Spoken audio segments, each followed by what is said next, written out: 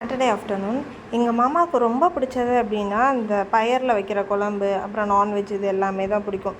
எதுலலாம் அந்த தேங்காய் அரைச்சி ஊற்றுறோமோ அதெல்லாம் மாமாவோட ஃபேவரட்டாக வந்து மாறிடும். என்ன வேணாலும் பண்ணு, ஆனால் அதிக புளிப்பு இல்லாமல் தேங்காய் யூஸ் பண்ணி பண்ணு அப்படின்னு நம்ம ஆள் முடிச்சிருவாப்புல.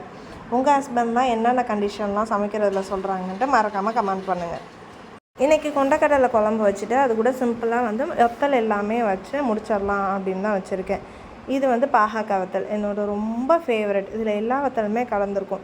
அப்புறம் கொத்தரை வத்தல், மிளகா வத்தல் அத்தைக்காக செஞ்சேன். அப்புறம் சுண்டக்காய் வத்தல். இது எல்லாமே வந்து எப்பப்போலாம் சீசனோ அப்போல்லாம் போட்டு வச்சுட்டு சூப்பராக வந்து சாப்பிடுவோம். இதில் ஒன்று வந்து வெண்டைக்காய் வத்தல் மட்டும்தான் மிஸ்ஸிங்.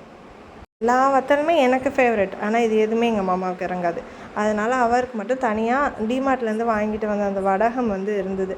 அதை மட்டும் வறுத்துட்டு இன்றைக்கி வந்து கொண்டக்கடலை குழம்போட வந்து ஸ்பெஷல் லன்ச் வந்து முடிச்சாச்சு. நெக்ஸ்ட் வீடியோவில் மீட் பண்ணுறேன். பாய்.